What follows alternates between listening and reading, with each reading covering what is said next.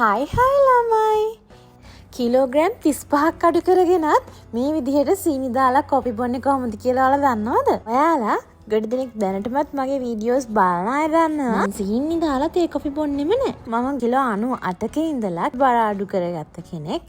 ඉතින් මේ බර අඩු කරගන්න මම ගොඩාක් දේවල් කරා. හැබැයි මම ගොඩාක් ස්වීට් වලට එතකොට සීනි දාලා කොෆි බොන්න ටී බොන්න පුරුදු වෙලා හිටපු කෙනෙක් නිසා ඔන්න මම ඩයට් එක පටන් ගන්නවා. ඊට පස්සේ මග නතර වෙනවා. ආයි චීට් කරනවා. ආයි ඩයට් එක පටන් ගන්නවා. ආයි මග නතර කරනවා. ඔහොම තමයි ඉතින් රැන්ඩම්ලි තමයි ඩයට් එක හරියටම කෙරුණේ නැති නිසා මගේ බර අඩු වීමේ වෙනසක් තිබුණේ නැහැ.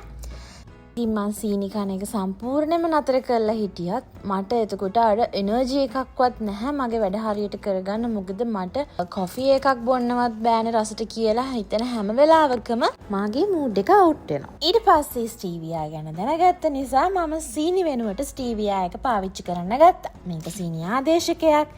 ඉතින් මේක දාලා ඕනම කෑමක් පැණි රස කරගන්න පුළුවන්. තේ කෝපි බය නැතුව බොන්න පුළුවන්.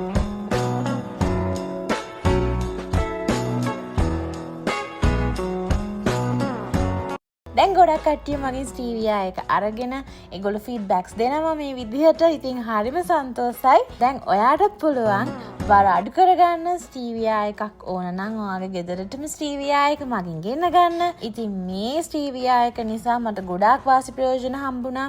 මේක කැලරි බිඳුව නිසා මට ෆාස්ටින් ටයිම් එකේදීත් පාවිච්චි කරන්න පුළුවන්. මේ ස්ටීවියා එක දියවැඩියා රෝගීන්ට ඒ වගේම බබාලා හම්බෙන්න ඉන්න අම්මලට චුටි බබාලට උනත් පාවිච්චි කරන්න පුළුවන්. කැන්සර් පේෂන්ට්ස්ලට උනත් පාවිච්චි කරන්න පුළුවන්.